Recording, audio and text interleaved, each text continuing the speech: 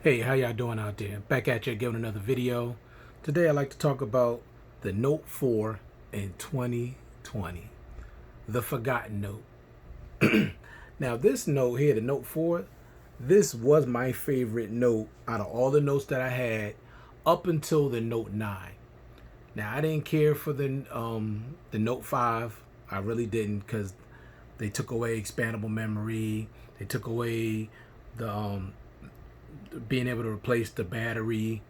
So they started taking away things from the phone. They took away the IR blaster. So I didn't care for that phone. I really didn't. I didn't like it at all.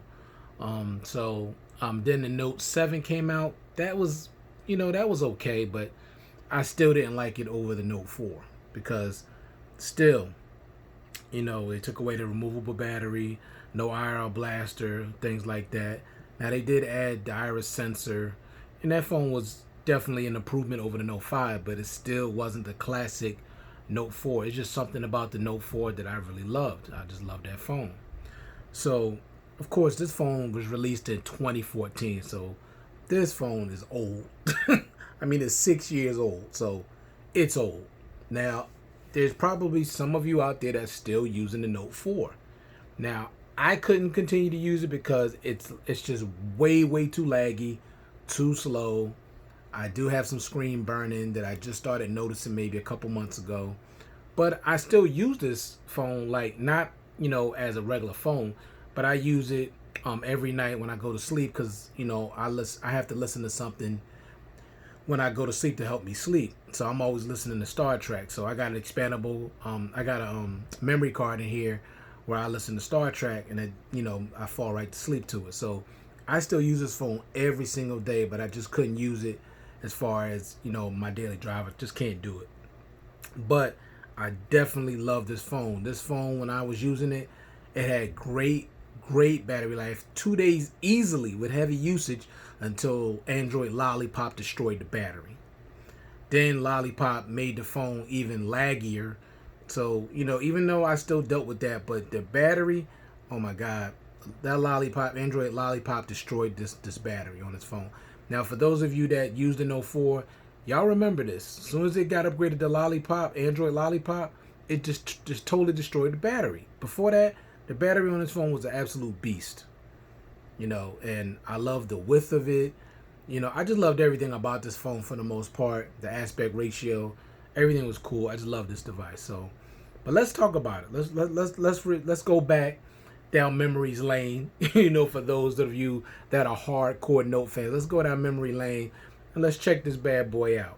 All right, now, like I said, released in 2014, has a 5.7-inch Super AMOLED display with a resolution of 1440 by 2560, 518 PPIs. Now, this was a 2K display back in 2014. This phone was so ahead of its time, it's ridiculous. This phone was so well ahead of its time. It was far more advanced than any other phones that were out there, even the iPhone to me. iPhone had better build quality as far as the back's concerned, but this was just a better overall device, in my opinion. Okay? All right. So you got Gorilla Glass 4 on the front. Now I'm going to tell y'all something. This is crazy. Gorilla Glass 4 on the front. Do you know I don't have not one scratch on this phone? And I've had it since 2014. Not one scratch. That's true Gorilla Glass.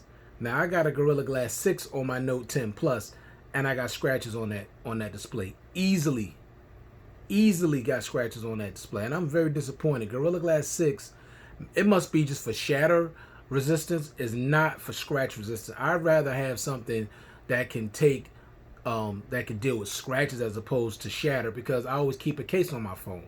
So I'm definitely disappointed with the scratch resistance on that phone. But this phone, I don't have not one scratch on the display, and I am definitely impressed with that. All right, so you got Gorilla Glass 4 on the front, you got an aluminum frame, and you have a plastic back. Now, the reason why you have a plastic back is because this phone came with a removable battery. Now, I'm not going to take it off because it's going to shut the phone down and I got to restart it. But this is when phones still had removable batteries. You could take the battery out, put a new battery in. Now, there's nothing faster than taking a battery out and putting a new battery in as far as charging. You want to charge your phone? The fastest way is to take a battery out, put a new battery in. Within seconds, you got 100%.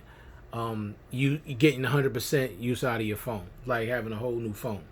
So that's something I still miss to this day, even though batteries last a lot longer. But you don't have to worry. You wouldn't have to worry about getting rid of your phone, unless the software really got really bad.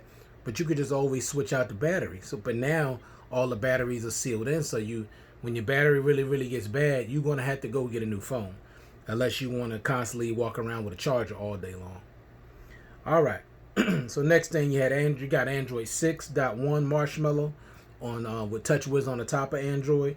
Unfortunately, of course, no more upgrades. Samsung, even back in 2014, was only offering 2 years of software updates, which I think is still a joke to this day. I mean, they charging us so much money for these devices, and 2 years of upgrades is definitely not right, honestly. And us as consumers, we need to start demanding of Samsung to give us a minimum of 3 years of updates, especially with the prices of these phones constantly going up. Apple gives 5 years. Google gives 3 years. OnePlus gives 3 years. I don't understand why Samsung, they're one of the number one sell makers of smartphones in the business, and we can't get 3 years. It's not cool, and we need to step up and start demanding that they give us more than 2 years. Okay, you got the Snapdragon 805 with the quad core with the Adreno 420 GPU. This was a flagship phone, y'all. For those that are not familiar, this was a flagship phone, top of the line device. Okay, you got 32 gigs of internal memory. You got an expandable memory up to 128 gigs, which I definitely utilize because I'm the type of person that needs a lot of storage. You get 3 gigs of RAM. You got the fingerprint sensor on the front, which you had to swipe with your finger. I'll show you real quick. I'm going to shut it off. Now, a lot of people didn't like this about the fingerprint sensor as opposed to just touching it. That was a Note 5 where you could just touch it and it come on. You had to basically turn it on and then slide your finger. See, I really never had that much of a problem with it. Some people did, they just didn't like swiping. But I really didn't have that much of an issue with it, honestly. I just boom, boom, swipe. See, it's not a problem. Comes right on. Swipe. See, I'm not having no issues with that. But some people just didn't like that they had to swipe. They just wanted to touch it and it come on. But, Samsung didn't do that until the Note 5. But I didn't have an issue with the fingerprint sensor just swiping it. No problem at all. Now it wasn't 100%, but it wasn't that bad, honestly. But that's just my opinion. Everybody's opinion is different. All right. Oh, next thing, you got the IR blaster. Now, that's something that Samsung, like I said, them and LG were the pioneers of, and they took that away. I don't know if you can see it, but it's like, yeah, right here. That's the IR blaster, meaning I could point this at my television, turn it on, turn it off, change the channel, change the volume, control the anything with infrared, air conditioning, my DVD player, my stereo, air conditioning, anything. The cable box, I can all control with this phone. And that's something that I really wish Samsung would put back on their devices, because Huawei still have them on their devices and Xiaomi has it on their devices. Samsung, bring back the IR blaster. Stop charging us these astronomical prices for these phones, and you keep taking away features or not putting features back that can be very useful. IR blaster is useful, especially for those that have kids and they misplace your remote control. Now, what better to have something on you? You always got your phone on you, but to have a universal remote built right in, how convenient is that? That's super convenient. So that's something I really wish they would put back on their devices, honestly. Next thing, you got the 3.5mm headphone jack with a 24-bit audio. Now, headphone jack was on the top at this time. Yeah, there it is right here. Now, I prefer it at the bottom, but at the time when it was at the top, wasn't a big deal. But I'm glad they finally moved it to the bottom because that was a better placement for it. Next thing, you got one speaker.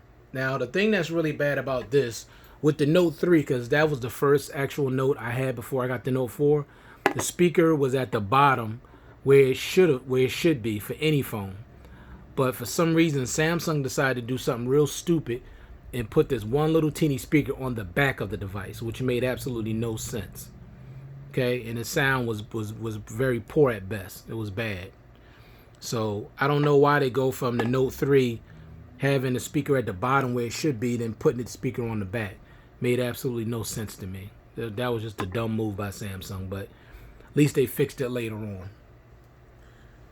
All right, next thing. You got Bluetooth 4.1, NFC, air gestures. I'm not going to show all that because it doesn't matter. This phone is super old, but it had air gestures. Now, this is what I'm saying. Samsung was pioneering so many things and innovative air gestures before air gestures are now even being used like by Google and other places trying to use air gestures, wave your hand and all that. Samsung was already doing it back in 2014. Okay. Actually, they started in, I think, either 2014 or 2013 because I had the S4 and it was loaded with a bunch of gestures. Now, I'm not saying they all worked fluently and worked great, but I just like the fact that it was on it. It was just something really refreshing and something new. All right. Okay, next thing, got a 3,220 milliamp battery, which I really love because you could take the battery out and put a new battery in. I love that. It allowed you to charge the phone. It had 15 watt fast charging 2.0, which unfortunately that lasted all the way up until 2019, which I thought was 2018, which I thought was crazy because they should have had graduated from 2.0.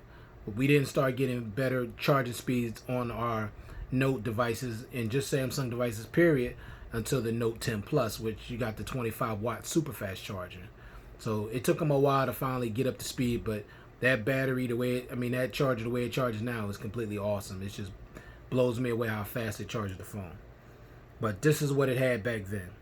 And you had, and then with the camera, you only had one main camera. This is when phones didn't have 2 and 3 and 4 cameras. LG, I believe, it was either 2014 or 2015 where they came out with, I think the LG V10 where they had 2 cameras on the front, but they just still had one on the back. But this one had one on the back. You had your heart rate monitor back there as well. You had your LED flash. Now I'm gonna tell y'all, and I'm being totally honest. Now I got a case on this phone right now, but that one camera, I remember going on vacation with me and my wife, and we went down to Miami, and I took a bunch of videos and pictures with this device, and I'm telling you, those pictures are absolutely beautiful. I was so impressed with the picture and video quality of this device. Now, whether it still takes great video and pictures now, I don't know because it's been so many years since I actually taken this out and took pictures of it. Now, if y'all want me to do that, I can do that and then show you, or I can show you pictures that I had, that I took years back. But I know it's not all that relevant because most people don't have this device. I know there's still some out there that's still holding on to it, but I'm just saying, I never had any issues with the cameras on this device, not at all. Here you're looking at a main camera, 16 megapixel standard with optical image stabilization. It shot video in 4K at 30 frames per second back in 2014, y'all. 4K at 30 frames per second and 1080p at 30 and 60 frames per second with stereo sound recording. Now that's impressive. I'm telling you, this phone was well ahead of its time. With the selfie camera, you had 3.7 wide camera on the front, features HDR, and it shoots in 1440 at 30 frames per second. Impressive. Then, of course, you got the S Pen. Now, the thing that I liked about this S Pen that they changed that I didn't like was that back in the day, now, let me show you on the back. See how you got it right here? All you did was slide it out, just slide it out. You didn't have to push up. All you had to do is take your finger, the edge of your fingernail, and it slides right out. Okay? And this was it right here. And this actually was the last real sturdy S Pen that they made before they changed to the Note 5. This was bigger and it was more substantial. Like you didn't feel like you was gonna break this. It was very, very sturdy, and I liked it. And like I said, you just slid it out. Of course, you had your menu in the rounded, way like this. You had it set up like that. Now, of course, we know it's set up different on the Note 10 Plus, but this is the way it was back in the day, and I liked it. You got used to it. But this S Pen was awesome. I loved it. Things you could do with it. things like that. You just slide it right back in. So I didn't use it as much as I should have, but I still like the fact that it was in there. Now, very quickly, let me tell you all the things that I loved about this device before I wrap up. The number one thing I loved about this device and still do is the display. Now, like I said, I do have some screen burning, but you really can't see it unless you go to a white screen and you look and you'll see it a little bit. But if you're dealing with anything with a bunch of colors, like the way it looks now, like this, you're not going to see no screen burning at all. Not at all. But I love that display. That display was so well ahead of its time. There was nobody competing with Samsung with displays during this time. Not even close. So the display was the thing it's my favorite thing about this device. Next thing, the build quality. Now I know it had a plastic back, but that was because it had a removable battery. But the body, like the aluminum frame, I'm telling you, this thing was built like a tank. I'm talking very, very durable. I mean, seriously, to use this without a case, there's no fear, because it's built like a tank. I mean, the build quality is excellent, in my opinion. I know people back then was kept complaining about Samsung having a plastic back. Yes, because they allowed you to be able to remove the battery, but people complained so much, so they finally went to a glass back, and then they complained that they had no removable battery. You can't have it both ways. Okay? I love that removable battery. I didn't care about having a glass back. I didn't care about that, but it is what it is. Next thing, the width of the device. Now, I loved how wide this device is. It looked like a notepad. It had a good width. Now, when they decided to go to the Note 5, it started getting narrow. Same 5.7-inch display, but it started getting narrow. The Note 7, the same thing, narrow. The Note 8, tall, narrow.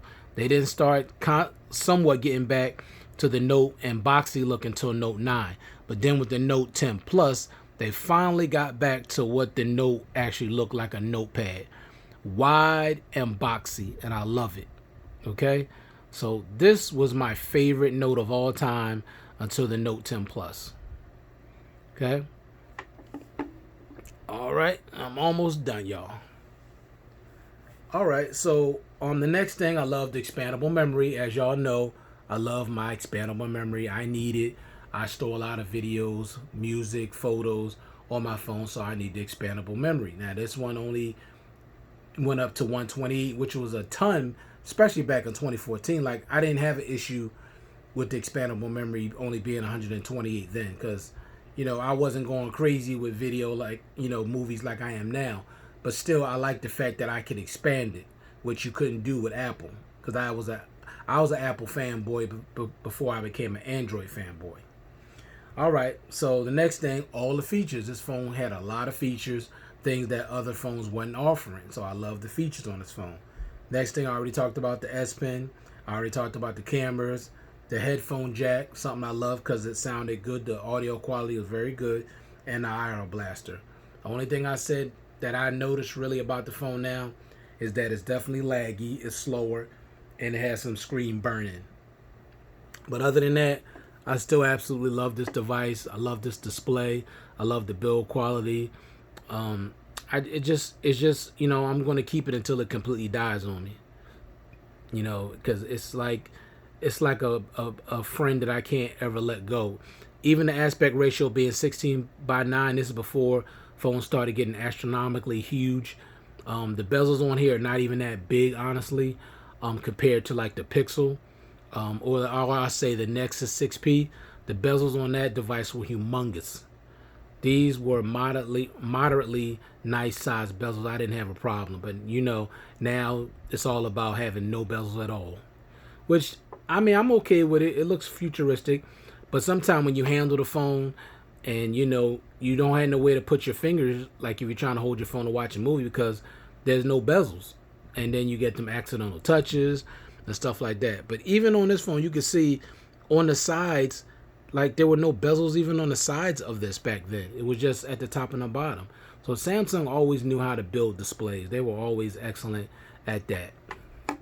So would I recommend you get this phone now? Of course not, because the chipset is too old. The phone is super laggy. No more updates. No more security updates. And unless you root it, but even if you root it, you might get Android 10. You might find a ROM. You can root it up to Android 10, but still, at the end of the day, it's still going to be slow because of the old processor. But it's an oldie but goodie. I'm going, like I